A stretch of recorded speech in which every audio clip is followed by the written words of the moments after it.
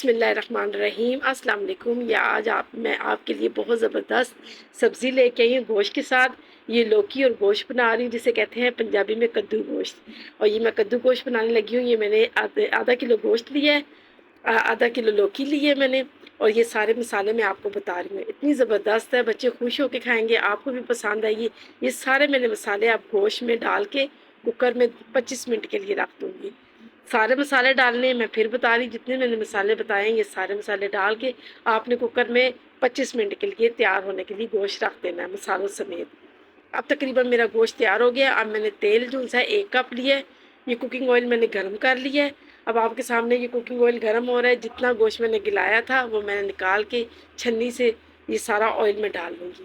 اور ٹماٹر میرے رہ گئے تھے، وہ ٹماٹر میں نے اس کے ساتھ بعد میں وہ گرائنڈ کر کے ڈال دیے، یا آپ جو ہے وہ کدوکش بھی وہ اس کے ساتھ لنگڑی میں بھی کوٹ کے ڈال سکتی ہیں۔ تو یہ دیکھیں میں نے جو ہے نا پیس کے رکھے ہوئے تھے ٹماٹر، اور میں اس کے ساتھ ٹماٹر ایڈ کر رہی ہوں۔ آئل میرا گرم تھا، گوشت جو گلا ہوا تھا مسالوں سمیت وہ میں نے ڈال کے اب اس کی بھنائی کروں گی اچھی طرح۔ یہ دیکھیں کتنا زبردست کلر بھی آیا ہے، اور ذائقہ بھی بہت مزے کا ہوگا۔ تھوڑی سی آج میری طبیعت ناساز ہے کیونکہ میری آواز تھوڑی خراب ہوئی ہے، لیکن میرا دل یہی ہے آپ کے لیے جو بھی ویڈیو بناؤں زبردست ہو، آپ کو سمجھ آئے، اچھے طریقے سے بنائیں۔ کدو کو چھیل کے اچھی طرح دھو بھی لینا ہے، اور گوشت کو بھی میں نے اچھی طرح واش کر لیا تھا۔ یہ سارے مسالے آپ نے لے لینے ہیں۔ 2 عدد پیاز لیے ہیں میں نے، 3 عدد ٹماٹر لیے ہیں، آدھا کلو گوشت تھا۔ یہ سارے مسالے آپ نے کوکر میں ڈال کے گلا لینا ہے۔ اس کے بعد آپ نے گوشت کی بھنائی کر لینی ہے۔ آدھا کپ یا فل کپ تیل، چھوٹا کپ تیل ڈال کے آپ نے گوشت کی بھنائی کر لینی ہے ٹماٹروں سمیت۔ اچھی طرح جب بھنائی ہو جائے گی تو آپ نے جو سبزی کاٹ کے رکھی ہے نا اس کو آپ نے ایڈ کر لینا ہے۔ اس کے بعد اس کی بھنائی کرنی ہے، جیسے ہم آلو کی بھنائی کرتے ہیں اسی طرح ہم نے کدو کی بھی بھنائی کرنی ہے، تاکہ اس میں نمک بھی اچھی طرح چلا جائے۔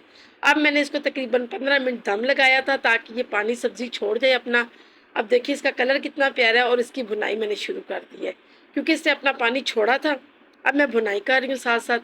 تو دیکھیں نا گرمی کتنی شدید ہو گئی ہے، اس گرمی کے موسم میں زیادہ سبزی کھانے کو دل کرتا ہے، یا ٹھنڈی ٹھنڈی چیزیں کھانے کو دل کرتا ہے۔ اب میں آپ کے لیے دہی کے جو دال کے بلے لے کے آؤں گی، بہت مزے کے بنتے ہیں، وہ بھی آپ کو بتاؤں گی وہ کس طریقے سے بنتے ہیں۔ آج میں نے کہا لوکی بناؤں گی، اور لوکی کا رائتا بھی آپ کو سکھاؤں گی، وہ کتنے مزے کا ہوتا ہے۔ گرمی میں نا چٹنی والی چیزیں یا ٹھنڈی ٹھنڈی چیزوں کا مزہ آتا ہے۔ تو یہ دیکھیں کتنے زبردست میرے کدو تیار ہو رہے ہیں۔ اب ان کی بھنائی میں نکالی تھی، تو بھنائی کرنے کے بعد اس کو اچھی طرح میں دیکھ رہی کہ نیچے اس کے آئل ہے یا پانی ہے۔ اگر آئل ہوگا تو سمجھے اس کی بھنائی اچھے طریقے سے ہوگی ہے۔ اب جن بچیوں نے پیپر دیا تو میرا دل ہے کہ وہ اچھی اچھی ڈشز بنائیں، جیسے سبزیاں ہوگی، دالیں ہوگی، ٹھنڈی اور میٹھی چیزیں ہوگی۔ اب میں آپ کے لیے آئس کریم بھی لاؤں گی جو آپ کو بتاؤں گی اس موسم میں جھٹ پٹ بننے والی آئس کریم۔ یہ جو میں نے یخنی بچا کے رکھی تھی نا گوشت کی، جو یخنی بنی تھی اس میں، وہ میں نے ایک گلاس تقریباً ایڈ کر لی ہے۔ اگر آپ نے زیادہ شوربہ بنانا ہے تو اور ایڈ کر لیں، اگر آپ نے نارمل مطلب گریوی رکھنی ہے تو پھر آپ اتنا شوربہ بنائیں جتنا میں نے بنایا ہے۔ میں نے تقریباً 1 گلاس یخنی رکھ دی تھی، یہ میں نے ایڈ کی ہے۔ اب تقریباً دیکھیں کتنا زبردست میرا کدو گوشت تیار ہو گیا ہے۔